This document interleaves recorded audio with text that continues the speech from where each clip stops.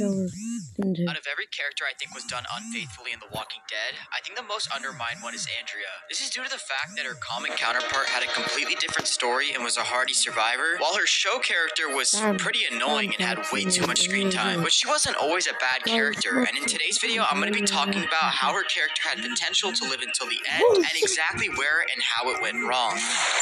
That's the walker that got Amy. Now you shoot that son of a bitch. Shoot him. We're introduced to Andrea in a very abrupt way after Rick lights up the entirety of downtown Atlanta, leading walkers all to their position.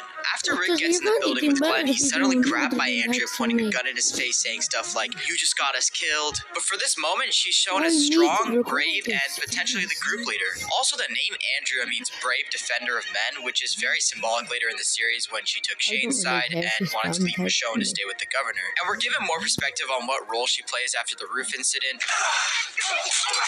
Yeah, we don't talk about the roof incident, but yeah, she definitely isn't the leader of the group. In fact, she was actually just acting like that because she has a sister back at camp that she was worried about. This conversation between her and Rick at the bottom of the apartment is really beautiful, and Andrea apologizes to Rick for pointing the gun in Rick's face, and Rick of course understands, saying, "Next time, take the safety off." Next time, though, take the safety off. Don't shoot otherwise. So Andrea was just kind of putting on an act, but her character doesn't really look like a fraud because she's doing it for a good reason. So that's Andrea's full introduction. She came off as pretty crazy at the start, but with a little more context, it's for good reasons, and it seemed like they were going to set up a really good character here. The rest of season 1 is to set up what Andrea's character was supposed to be. Unfortunately, there will be some external factors that do change the course of her character. Andrea reunites with her sister Amy, who is obviously the more naive younger sister. One of the significant problems at the camp is Carol's abusive husband, Ed, and Andrea is the first one to fully confront Ed. And this says a lot about her, that she's the first one to point out issues and confront them face to face. Also, probably one of the most boring Andrea scenes is the conversation she has with her sister. I'm not gonna lie, the conversation was supposed to be deep, talking about their father and how they're polar opposites, but it's really forgettable. This scene exists to show how close Andrea and Amy are and begs the question, what if Amy dies? Which coincidentally, Amy gets bit in the same episode and dies. And all of this pain is really just to set up Andrea's character arc where she learns to rely on herself, which we get a nice glimpse of when Rick tries to aid Andrea and then she pulls out her gun and mirrors what Rick said 3 episodes prior. This is where they also start making Andrea and Dale closer. Andrea was pretty depressed about what happened with Amy, so Dale just wanted to help out, but you can tell he's a little controlling, which is another challenge for Andrea because just when she thought she was in control of her decisions, she no longer has to rely on thinking about her sister to think and act. Dale gets in the way of making her make good decisions. That's why she ended up leaving the CDC instead of ending herself. Season 1 had the perfect setup for Andrea to be a great character. She was a brave woman protecting her sister, also having great values for the group. Once her sister dies, it gives her the full chance to become the best version of herself, and also challenges her emotionally with Dale, who is trying to be a father figure, so she won't let the world change her. But one major shift happened between Season 1 and Season 2. Frank Darabont, the person who casted Laurie Holden and wrote her character in Season 1, had gotten fired. Now it was up to Season 2 writers to continue her story and flesh out her character like Darabont had in mind. So did the new writers succeed with continuing Andrea's arc in Season 2? Kind of. In Season 2, Andrea doesn't play as large of a role as she did in Season 1, but when she was shown, it seemed like the writers wanted to do something major with her, which is why I think her character is a mixed bag in Season 2.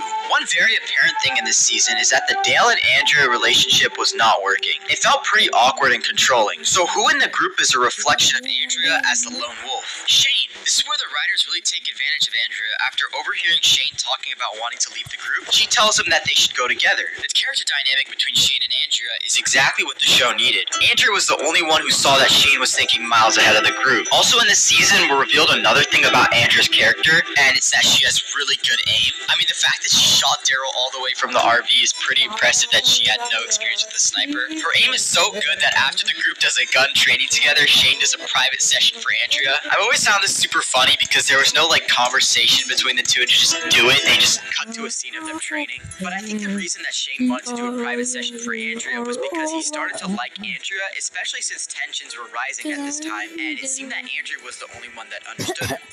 And end.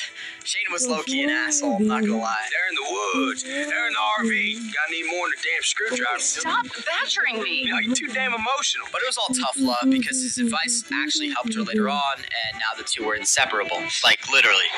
And after all of this, I actually thought Andrea would eventually be with Shane, especially since she started to ignore Dale fully and instead listen to Shane. Shane also admits to Andrea that he regrets not leaving with her when she asked him. So now they leave together and return randomly a few seasons later as a cool surprise, right? No. Instead, they kill off both Dale and Shane, the two characters that pretty much made her interesting, and separate her off with the group, where in season 3, the downfall begins. As soon as season 3 started, Andrea's decision-making skills were just completely obliterated out of the blue. Season 3 focuses on Rick versus the governor and Andrea? I have no idea what was going on in season 3, but for whatever reason, Andrea was just some annoying wife of the governor while the action happened. Obviously, I understand she saw what the governor had and what he was building, but it's completely out of character for her to ignore the heads and tanks, the arena battles, and not to listen to Michonne, the same person that saved her. And after Michonne left, there were multiple instances where Andrea called the governor crazy, yet it was just forgotten about the scene after. But Andrea reaches the point of no return, and her relationship with the governor becomes sexual. And there's a lot of back and forth between Andrea and the group here for the rest of the season, and I'm just gonna keep it really simple.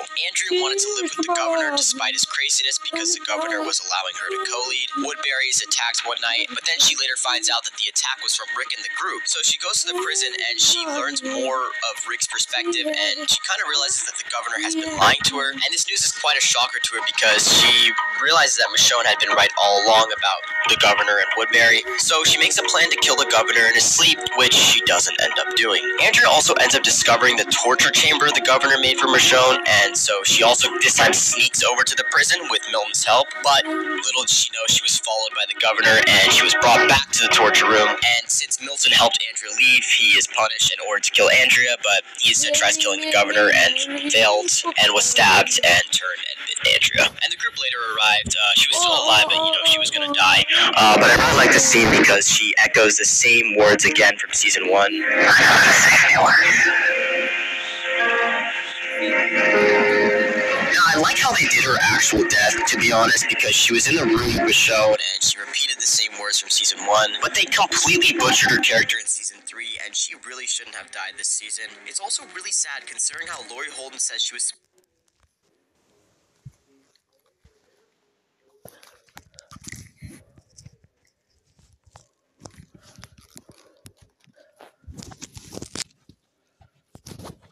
They made her character pretty insufferable, which was...